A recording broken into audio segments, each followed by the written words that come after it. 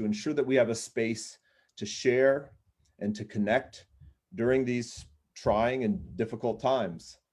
I'm sure we're all, tired of hearing those words, but the situation is what the situation is. And these webinars will be presented basically as a conservation conversation, if you will, instead of a formal presentation. The idea is to provide a space to exchange information and good ideas, and hopefully help us start to slowly reimagine how we can return, not to normal, but to better once this pandemic is past us, ensuring that protected areas are better conserved, managers are better equipped and connected, and our protected areas better serve all people. It's our hope that this webinar series will contribute in some small but meaningful way to these big, lofty goals. So there's 12 webinars altogether, 6 in Spanish, 6 in English, and we invite you to stay tuned through our website and Facebook page and register for any of these sessions that you're interested in attending. We'll be broadcasting them both through Zoom, as many of you are already here joining us, and also through Facebook Live. So we should be able to accommodate all the interest that people have in attending. I see that we're starting to get quite a few people joining us up. So let me just say to our participants, thank you for being here and for joining us. I realize there are so many webinars going on right now, and we appreciate you taking the time to share this space with us. As you log in, we'd like to ask you to take just a second to use the chat function, as I see many of you all already are, to let us know, continue to let us know where you're joining us from. And if you would, also tell us something that you're hopeful for.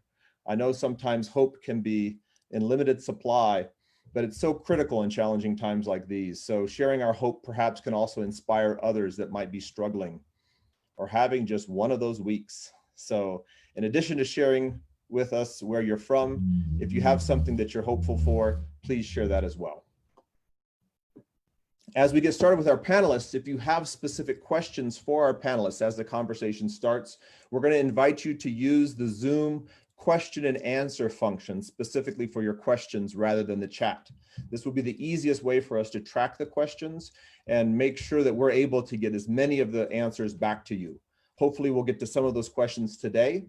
And for the questions that we can't get today, we'll get to them in the future and then post those questions and answers to our website along with a recording of this session here today.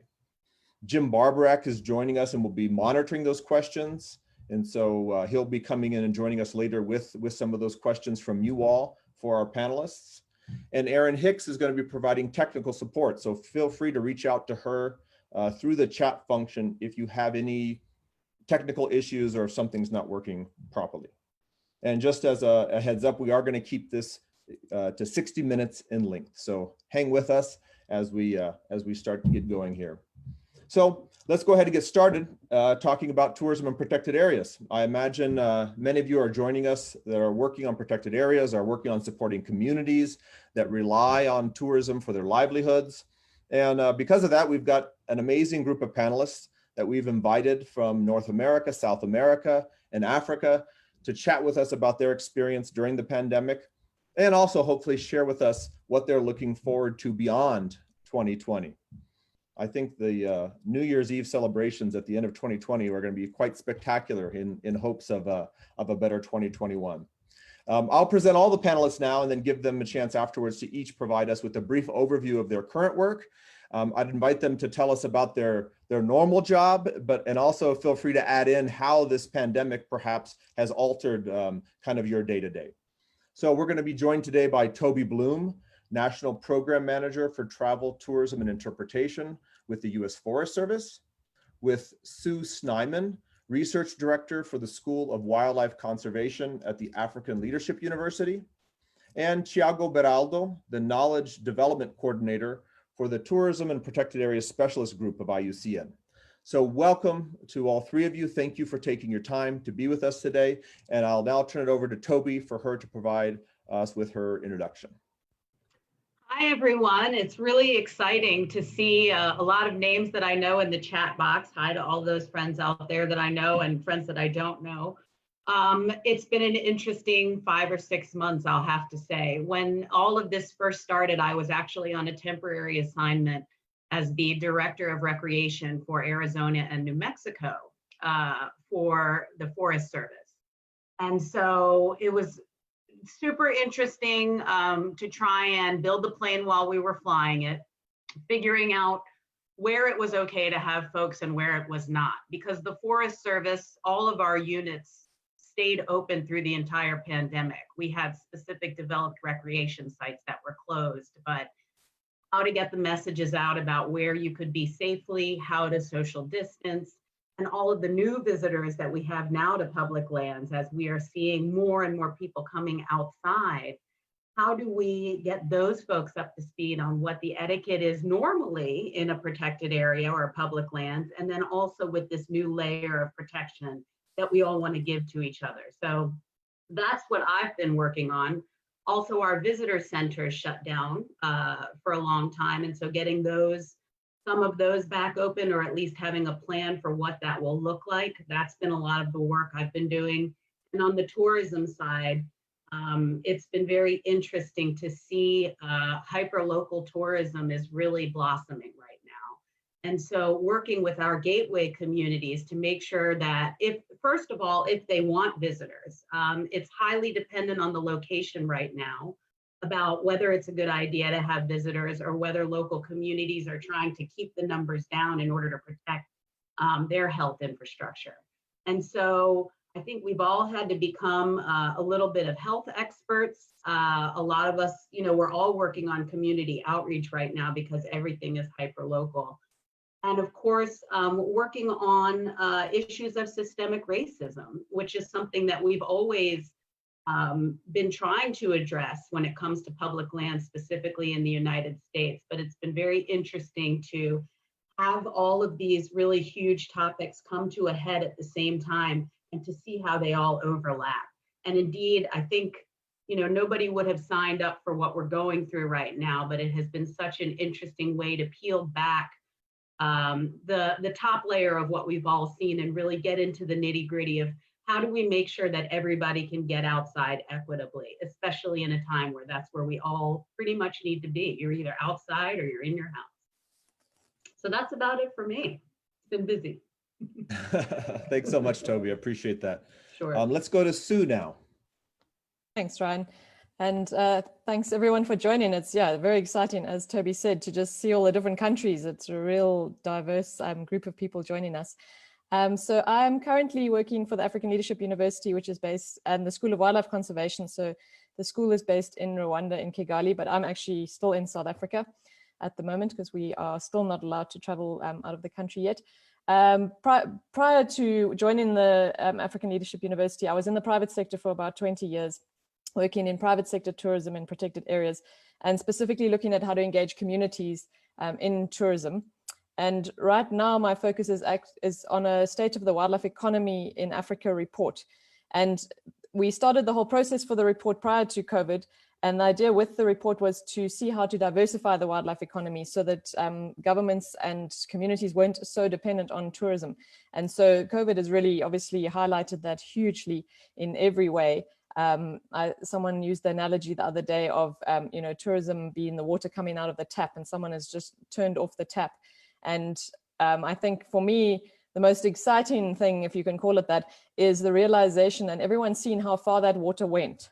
Because I think everyone who works in tourism is very aware of the multiplier effects, the value chains, but certainly a lot of governments in Africa, I don't think, realized how huge that impact was and how important those protected areas and the assets of the wildlife in those protected areas are for the tourism and for all those value chains.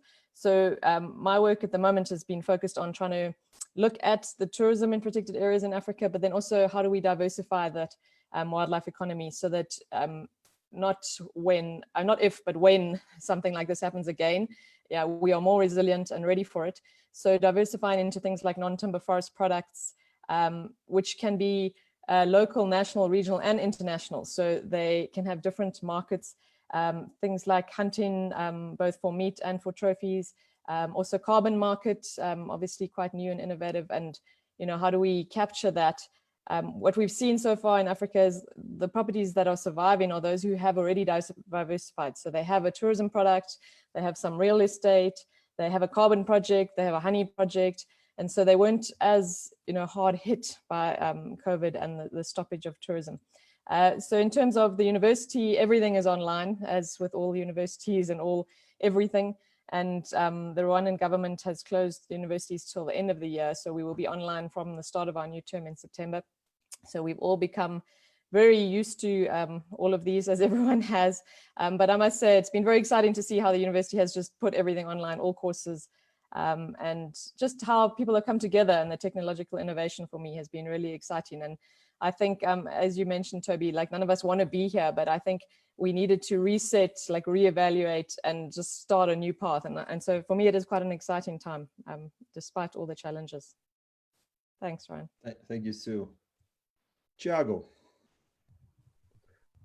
Hello, everybody. I'm really excited to be participating in this webinar. Many important people speaking, and a lot of the people that I see as participants are really important to the tourism sector and protected areas. So I work to the TAPAS group, Tourism and Protected Areas, right now as Knowledge Development Coordinator. And I also work to the Chico Mendes Institute for Biodiversity Conservation in Brazil. It's the federal agency that manages protected areas. I worked with ICMBio since 2002. And I served ICMBio as National Vice Coordinator of Concessions and National Coordinator of Ecotourism and other different roles. And to start my introduction, I would like to say some data that I've been working on related to visitors monitoring and economic impacts that are occurring in Brazil right now. So in Brazil, we manage a system of 334 federal protected areas. In 2019, 137 of them reported a total of 50 million visits. We had 50 million visits in 2019. In 2020, all protected areas were officially closed from tourism since March 17th. Few of them were reopened on July and some in August. Right now, we have only 13 protected areas open. Considering the average monthly variation, it is possible to predict that we stopped receiving around 5 million visits from March to August.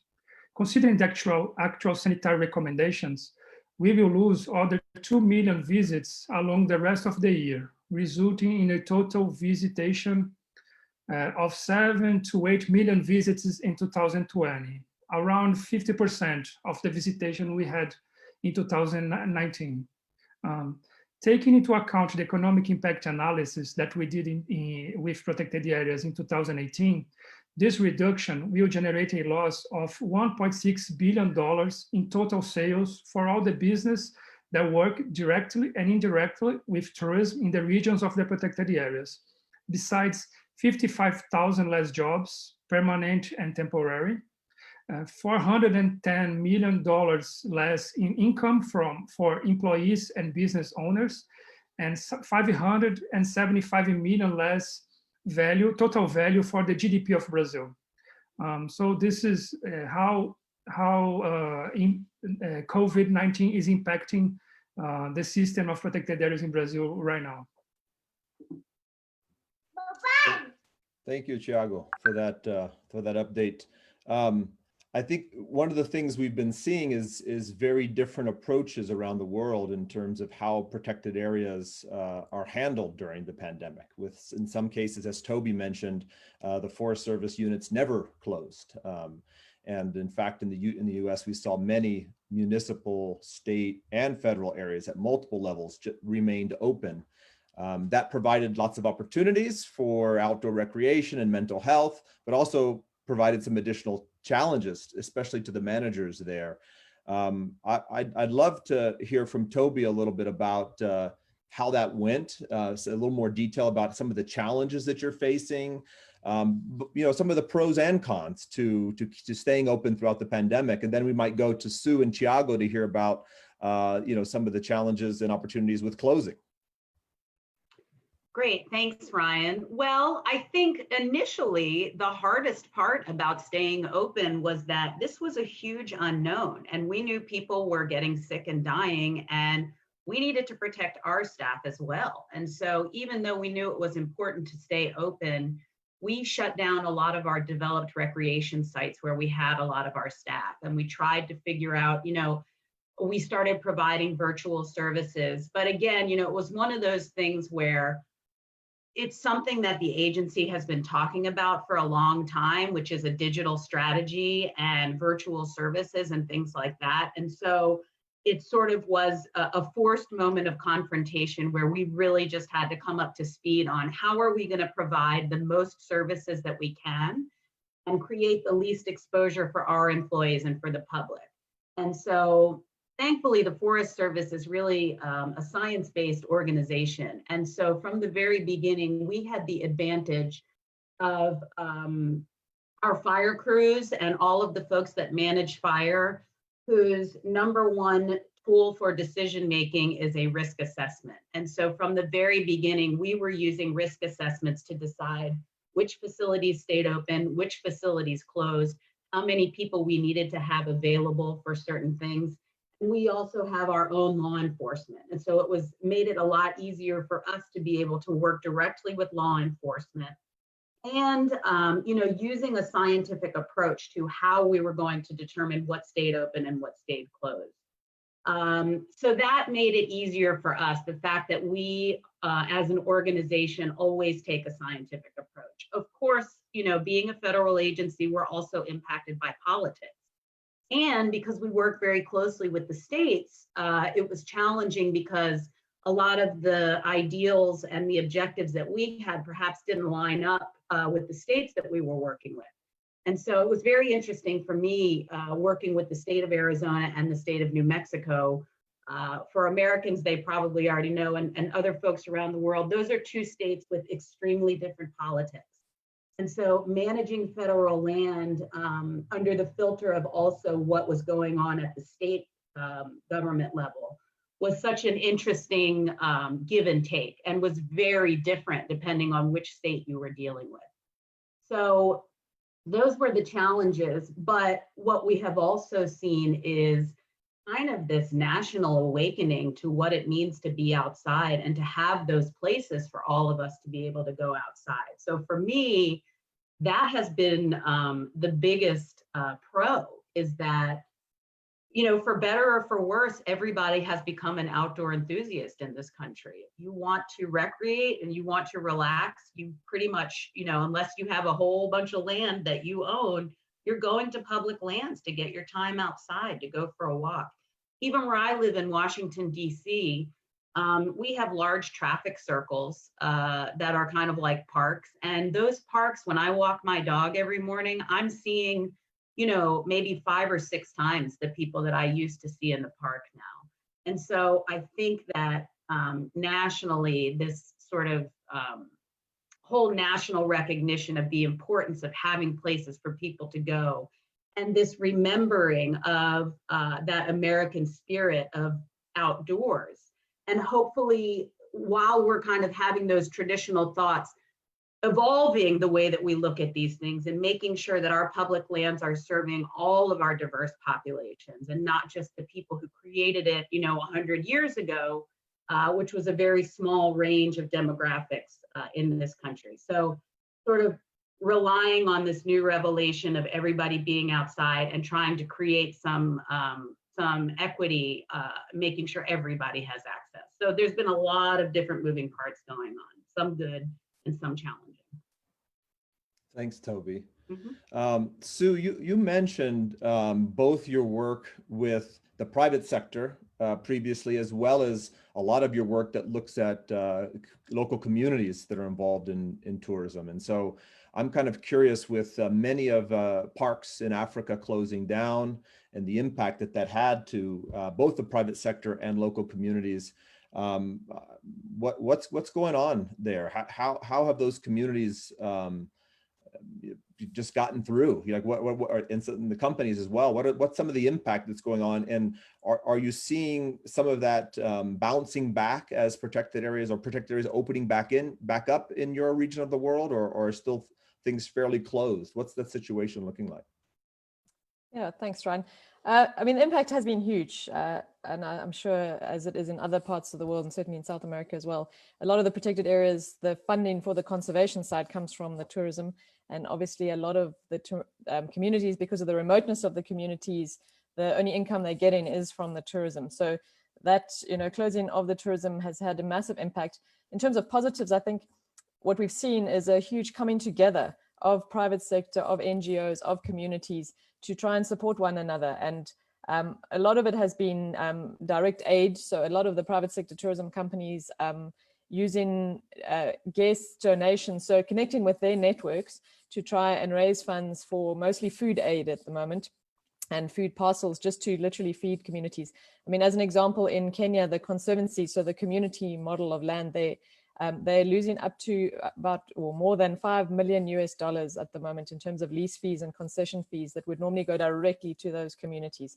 And I think the most important thing has been the loss of jobs, really. And a lot of tourism companies have tried to maintain jobs and cut salaries, have salary cuts, but obviously there's, we didn't know how long this was going to go on for. So it was sort of the salary cuts for a few months, and now trying to see what's going to happen with some predictions, certainly for South Africa, the tourism or international tourism only sort of next year, March, April.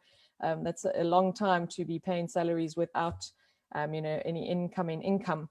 So I think it's also created a lot of innovation and creativity. So a lot of the private sector lodges, an example, Olpejeta in Kenya has started a fund called Art of Survival, where it's actually an art competition where you can enter and you will win a trip to Olpejeta fully paid once everything is back open. So it's a great way to draw people to you and create funds, and you pay to enter. So they're raising funds to keep the community going. They're actually one of the examples where they have diversified, and so they've always been very creative in terms of what they're doing to manage the funds.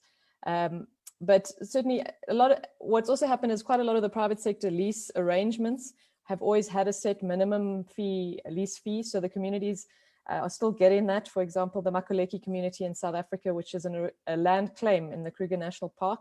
After apartheid in South Africa, the community claimed the land back and they retained it in tourism. And the operators there pay a minimum lease fee, which they're still paying through this COVID time. But obviously they're not getting the revenue share. So there is a drop. And I know certainly that community is trying to look at ways to build resilience, how they're going to diversify income in the communities going forward. I think it has created, certainly a lot of innovation, and the sofa safaris that are everywhere. So people doing these online where you can sit. I know Rwanda is looking at a way to going forward even because you're only allowed 1 hour with the gorillas per day. So it obviously limits the number of people who can access the gorillas. To have this gorilla safari that will be online. So you can actually sit in the United States or South America, you'll be able to go and watch some of the gorilla groups and to raise money through that. So I think a lot of these channels that were maybe quite obvious in the past weren't needed, but now there's this innovation of trying to figure out how do we create other income streams. And also, very much, as you said, Toby, I think that connection of humans to nature has never been, sort of clearer in many ways. From the conservation point of view to prevent future pandemics, but also from that, connection for, spiritual or emotional or mental reasons. And so a lot of the parks have opened up. So Tanzania is fully open. Kenya has opened up some areas of the parks. And it's also been a great awakening in terms of domestic tourism and the importance of that. Because a lot of African countries have just focused on international tourism, international markets with international prices. And so, now they're realizing how important that domestic market is and how you need to, have products for that. You have to have price ranges for that. And so there's a lot of sort of creativity going on. So Rwanda, you would normally pay $1,500 to visit the gorillas for international tourists, or any tourist, sorry. And now they've cut it, I think it's about $250 for nationals to go and see the gorillas. So you suddenly have a whole lot of local Rwandans having the ability now to go and see the gorillas, which they wouldn't have in the past. So raising conservation awareness as well. So, and linking people more to the parks. So yeah, I think that creativity and innovation is really been a good opportunity for us. Great, thanks, Sue. I really like those comments from both Toby and Sue about using this pandemic as an opportunity to reflect within our own systems and making sure that the protected areas are more accessible to all within our countries, and reoriented some of that the tourism and visitation, that it's not just about international arrivals. While we know those dollars coming from abroad are important, that these protected areas first and foremost should serve the populations of these countries that in one roundabout way are paying for them through their own taxes and whatnot. Thiago, you mentioned that there's only 13 protected areas in Brazil that have now been reopened during the pandemic. I'm curious if you could provide us with some additional information about how it's going for those protected areas. How have they reopened? Are there specific health or good practices for sanitation that they're utilizing to be able to reopen? And how's that working out? In Brazil, we have the situation that the decision to reopen the parks or the protected areas are to the local level. So the protected areas managers, they have to discuss this with the municipalities, to the cities. When the city decide to reopen for the public services, then the parks can reopen for visitation. So this is why we just have 13 of them reopened so far. And we are working to them with the sanitary recommendations, and those are mostly the same that we have all over the world. So use masks, use alcohol, stay away from other people, keep the distance. And we also are discussing a lot with concessionaires strategies to bring people back. Some of the most important parks we have in Brazil, Tijuca in Rio de Janeiro, where we have the Christ the Redeemer, and also Iguaçu, where we have the Cataratas do Iguaçu Falls. So those parks, we have concessionaires, and then we're discussing to them, for example, discounts for low season, for locals. In Rio de Janeiro, we are having a lot of locals coming back in the park. It's a city park, so many people do recreation activities in the park. So the reopening of the area was really important. People were really demanding to come back to the area. We are also opening some areas in the Amazon, for example, in the lower Negro River is one arm of the Amazon River. We have Anavilhanas and Jaú national parks. They are reopening for visitation right now.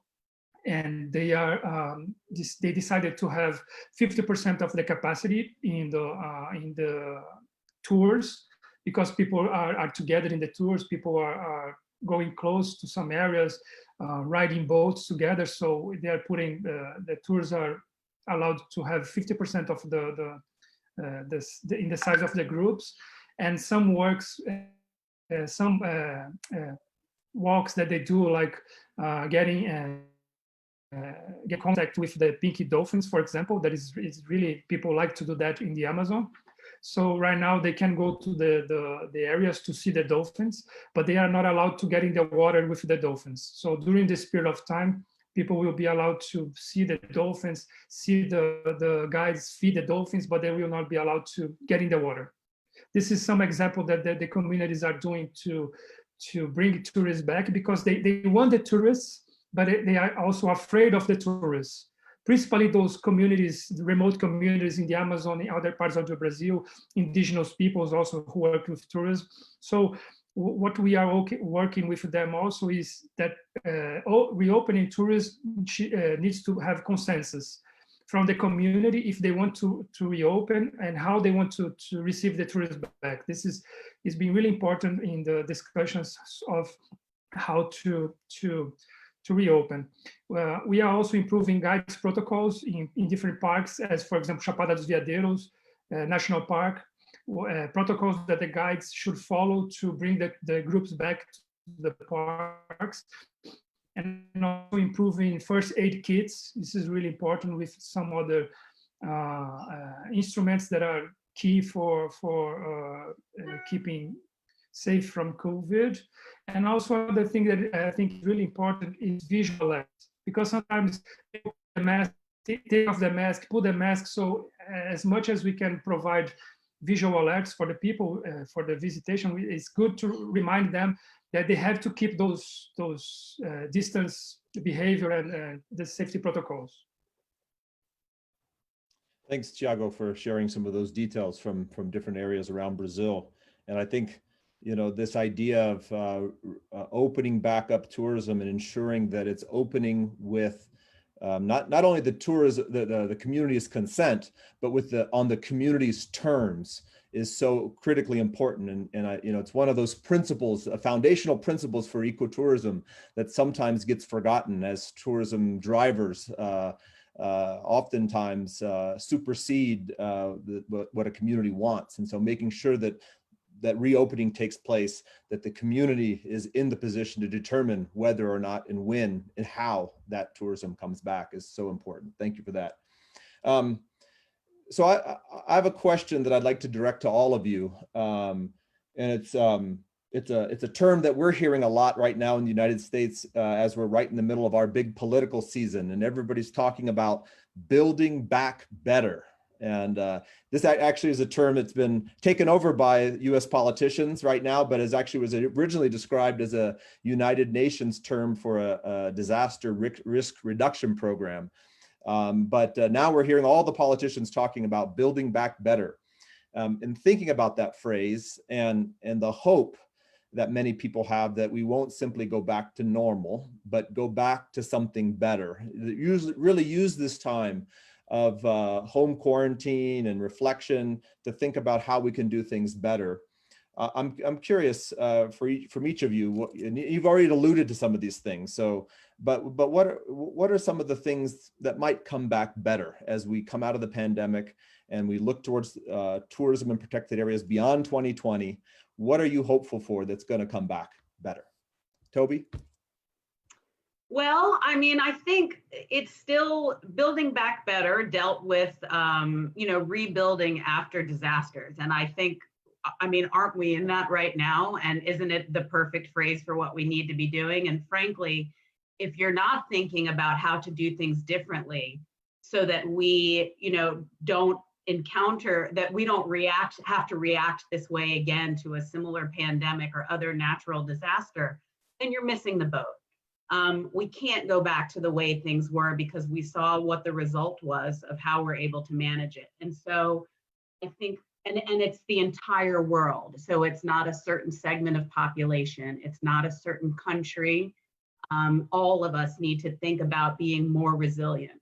I think, you know, climate change, people have started talking a lot more about climate change ever since this happened, because now, you know, at least in the United States, they are predicting 2 hurricanes to hit the southern coast of our country at the same time in the next couple of days.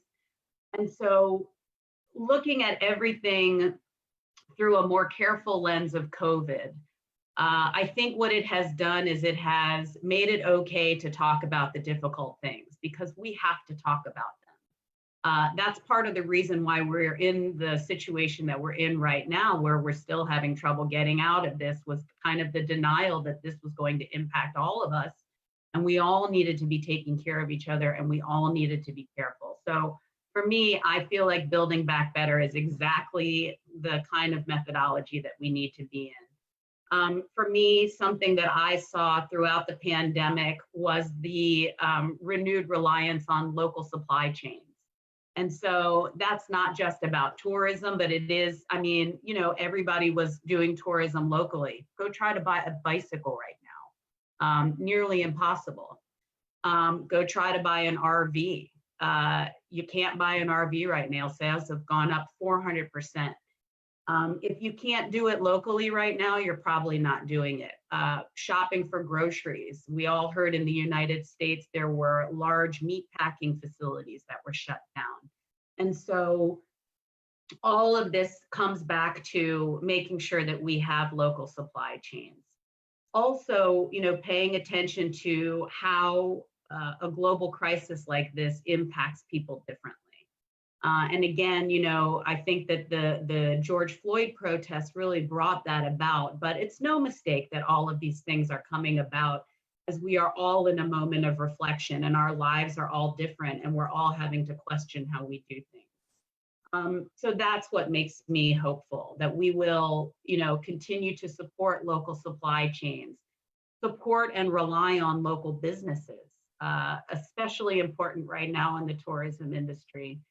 All of our tourism industry took a major hit, you know, basically from March through June, and are still facing a hit. As we're coming back, we're seeing ways that we can, you know, create kind of varied versions of what used to be there, be it a restaurant or, you know, an outfitter that is providing tours. We're having to do things differently. And so it has forced us all to think about how we're going to be different. And that is how we should be thinking. Boy, there's so much to this question. I'm going to leave it for the other folks to answer, because I could probably go on about this one for another hour. So I'll leave it. Thanks, Toby.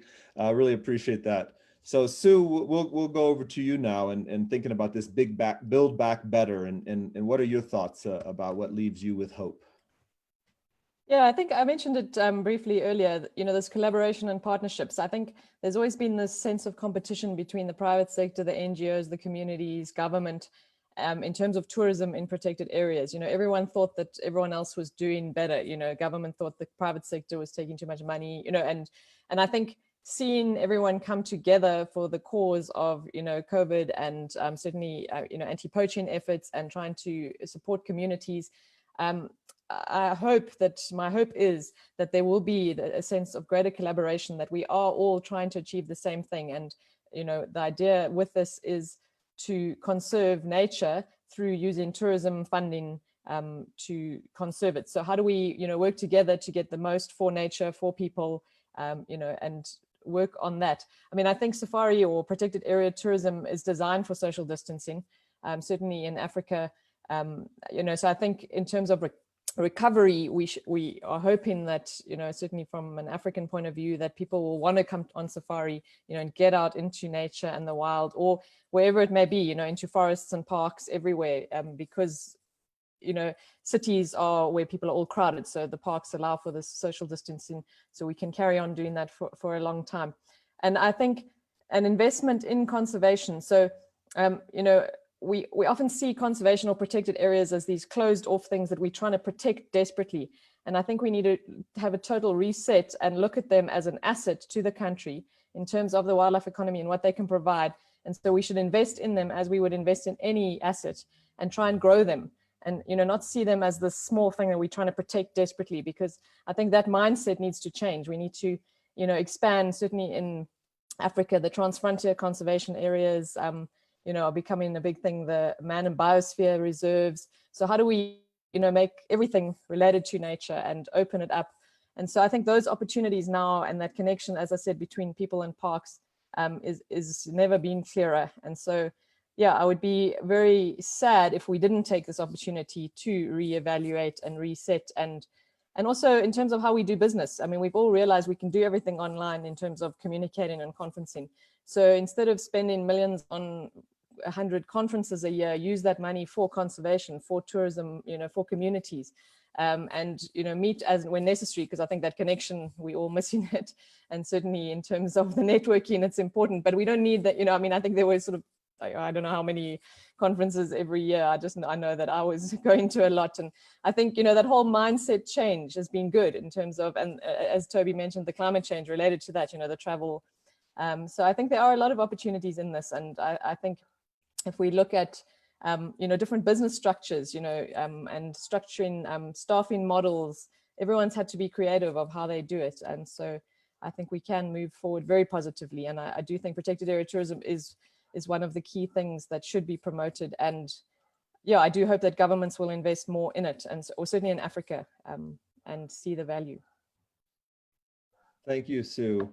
Thiago, what about you? What makes you hopeful for tourism in protected areas in Brazil and or around the world?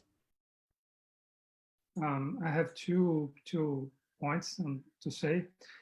First thing, I think that we will people will be more willing to do low density activities. So we should focus more in protected area management, zoning, in offering better activities in remote areas, for example, and build trails. I know some countries, they have very nice trail system, but for example, in Brazil, we have to build more trails because I think people will be willing to be more like alone, experiencing solitude than in crowded areas. And many places in the world we are facing over tourism. So I think that we will see a shift in people looking for more solitude activities. So this is, I think, something that we should work to offer more wilderness experiences to visitors, and also work in those views in a way that we move people from one area to the other, making them stay in smaller groups. We are doing this a lot, planning this a lot in Tijuca with the Tijuca National Park in Rio de Janeiro. And people from the Christ in the top of the mountain, we are developing a series of places.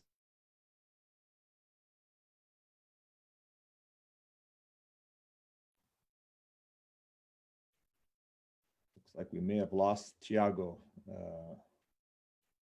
temporarily. Well, sorry, there you. We lost you. We lost you just for a second, Thiago, but you're back. Okay. Okay, so in Tijuca, we're working to make people go to see different areas instead of just going to see the Christ and coming back to the bottom of the mountain. So we are spreading people around the park better than just concentrating people in one small space. And for the hope question, I would say that I see many conservationists saying that, oh, now we see that how protected areas are depending on tourism. We should find other ways to finance protected areas. I see a lot of conservationists looking in this perspective. And I hope that with this COVID, we also understand how important is tourism, how important is this activity. And I hope that more people understand that how tourism can be something that will help protected areas to drive conservation, to help the communities to not deprive the areas, the natural resources. So this is my hope for the future, that we build awareness. So how important tourism is for protected areas. Thank you, Thiago. And I think we're going to move here to questions from the audience. I know, unfortunately, Toby always had to go first. And so sometimes hope begets hope. And so maybe I think Toby has something else she'd like to mention in addition to her original comments. Yes, so I talked about building back better, but I didn't really get to talk about what makes me hopeful. And I think in the United States right now, believe it or not, we have something that we can all be really hopeful about, which was the passage of the Great American Outdoors Act, which passed about 2 weeks ago. And that is a bill that is 100% about public lands. Half of the bill provides billions of dollars with a B to repair our deferred maintenance backlog in all of our public lands. So our national parks, our national forests, wildlife reserves, basically any place that we have infrastructure, trails, visitor centers, picnic areas, campgrounds. Billions of dollars were just signed into law to be used to reduce that deferred maintenance so that everything is back to the state where it can be so that a lot of people can use it. The other half of that bill was the permanent funding of the Land and Water Conservation Fund, which is such a fantastic idea. Basically what this is the gas and oil companies in our country that use the resources that are ours as American people. We own the gas and the oil that's in our country. And so basically the Land and Water Conservation Fund says, in exchange for You gas and oil companies using our resources, you need to put some of your money back into our green spaces in the country. And so it's always been a percentage of gas and oil drilling royalties that go into that fund, but it has never been funded fully at $900 million a year, which was the full amount that it could have been funded. I think the highest it had ever been funded was $450 million a year. And so this bill ensures that the Land and Water Conservation Fund will be funded at $900 million a year, every year in perpetuity. And every single county in the United States benefits from that money. And so if you have a baseball field in your community that needs upgrading, or you want to turn like a little triangle of concrete into a park, that's what that money can be used for. In addition to obviously acquiring new lands to create wildlife corridors, which is what we use the money for in Forest Service, and Park Service and the other land management agencies do those things as well. But I don't think it's any mistake that a sweeping bill that is probably the most landmark public lands bill, in the last 50 years, passed during COVID when we are all needing to be outside. And it is not a political issue. It's not a partisan issue. It's a human issue. It's about our connection to being outside. And so this bill really demonstrated that everybody in the United States thinks that these things are important. It had bipartisan support, and it passed with really high numbers. And when you look at our political landscape in the country right now, these are really some of the only bills that are getting bipartisan support, are the ones that are meant to support our public lands and our ability to enjoy the outdoors in the States. I just wanted to share that with everybody. And if you haven't read about it yet, I know there was a lot of other news, but Google Great American Outdoors Act and learn about it, because it's something, that's really exciting for us and might change the landscape of recreation and tourism in the United States over the next 5 years and beyond. Great, thank you. Thank you, Toby, for that positive news and leaving us with hope that there's going to be some financial resources to help us continue to build back better. I'm going to now turn it over to Jim Barbarak and invite him to join us on video. I know, Jim, you've been monitoring some of the questions from the audience. We only have about 9 minutes left for questions, but maybe we can get to 1 or 2 questions for the panelists. So take it away, Jim. Thank you. Thank you, Ryan, and good day to all of you that are participating from around the world. It's great to see that we have over 200 people here listening in, and others on the Facebook page as well. First, I've put my own email address into the chat. If anyone has a burning question that we don't manage to get to, feel free to follow up with anyone on our team. We'll be happy to try to get to those later. But we've had a lot of questions in the Q&A and some in the chat, and I'd say most of them have revolved around 3 issues, and I'd like to ask each of our panelists to take on one of these. The 3 issues are one has to do with funding for protected areas, and obviously funding for the communities that depend on them. There were a number of comments and questions about how do we reduce the dependency of protected areas on tourism, which, as we've seen with this disease outbreak, is fickle and can collapse overnight. So what can we do to reduce the dependence on tourism, or on one type or one segment of tourism, also to diversify within tourism and beyond tourism to fund protected areas in ways like Toby just mentioned. A second had to do more in general and with the impacts on communities and case studies of how communities are coping and what we can do to build resilience in communities that live in and around protected areas that to date have depended very much on tourism to diversify their economies and livelihoods. And the third has to do with the concern about opening up too fast and the impacts on staff, impacts on local communities, and also the impacts of illegal activities and legal activities, both people pivoting to poaching or illegal extraction due to the lack of income from tourism on the one hand, and also from the potential impacts of having too many people loving our areas to death, killing the goose that laid the golden egg, as we say in English. So if each of you would like to address one of those 3 issues on funding protected areas, impacts on communities, or impacts on resources, that would be great. I'll kick off on the community one. I think the first 2 were sort of related in a way, the funding and the community and how communities can benefit. I mean, I do think we need to be quite innovative in how we do it. And protected areas before COVID were underfunded all over the world, and specifically in Africa, very much. So clearly what we have been doing is not working. So how do we, even forgetting about COVID, how do we think about new things? There are some innovative things already. So like in Seychelles, they have been very creative in terms of how they're funding their blue economy and the ocean conservation through a Seychelles sovereign blue bond, which has even now during COVID allowed them through this blue bond, which is an investment from 3 impact investors who invested into this bond. Seychelles gets $500,000 a year just for conservation. It has to be, it's tied to conservation. So they have had this income coming in without COVID. So I think we need to start thinking about more of these, how do we get investors to invest, and how do we all become environmental investors instead of conservationists? Let's become investors in this asset. And so thinking of creative ways, and as I said earlier, the diversification in terms of the funding, through different using natural resources. Even now during COVID, some national parks in Africa have allowed communities sustainable use of wildlife in the parks and access to that. Even Kruger National Park has a project where the community is allowed to go in and collect mapani worms, which has always been a very major protein source for communities.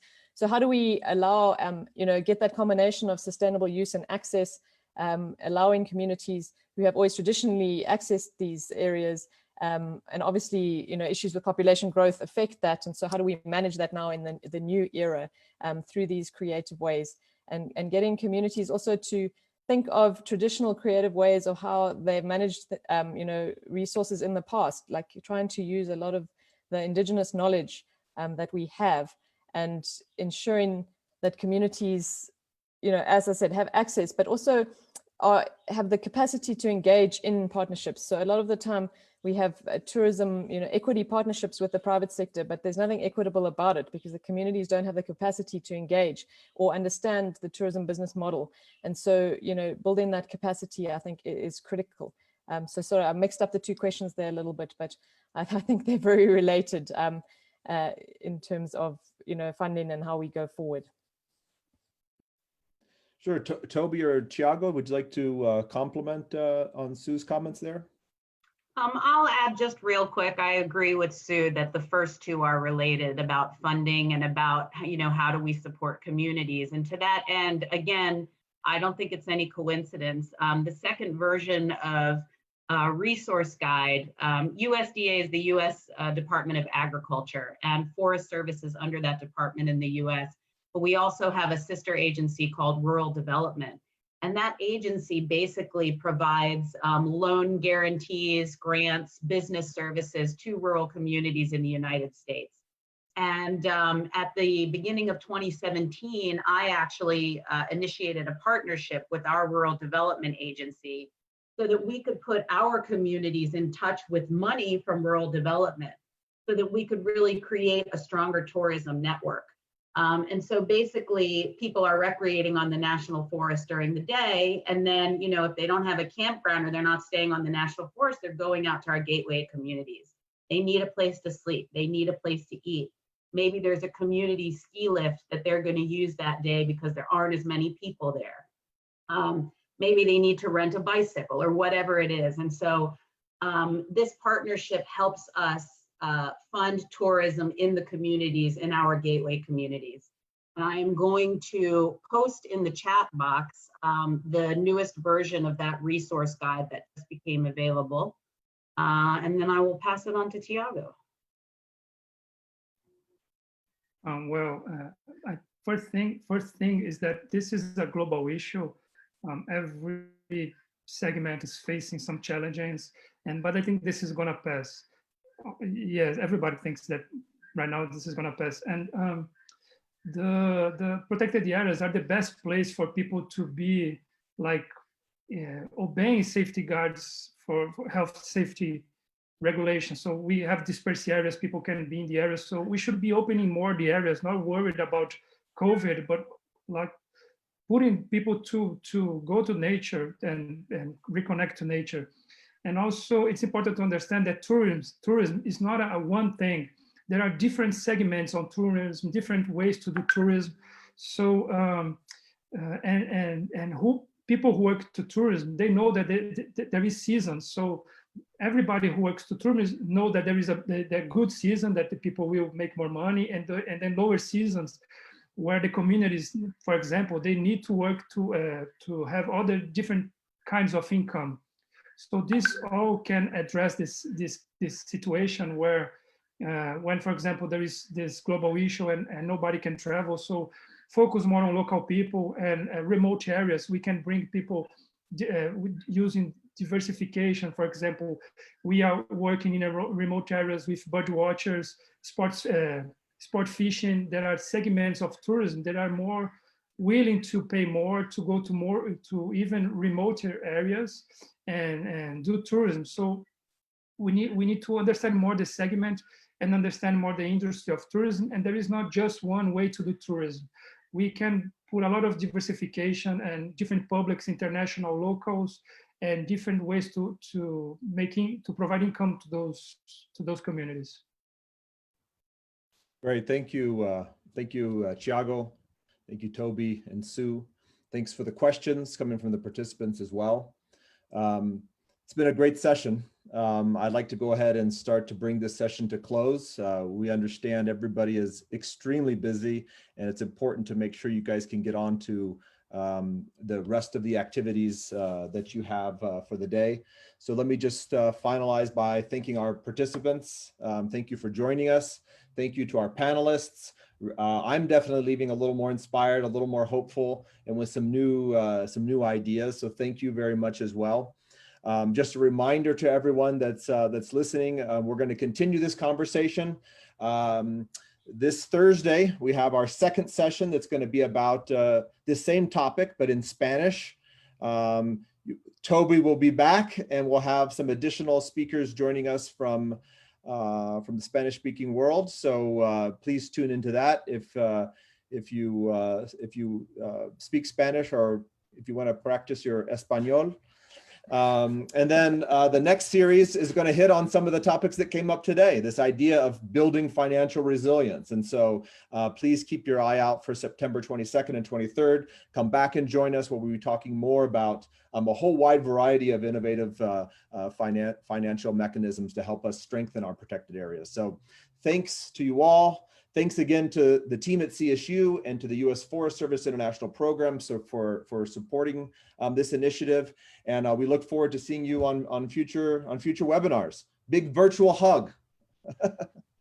And take care, everybody. Stay safe. Thanks, Ryan. Thanks, everyone. Okay. Take care. Bye-bye.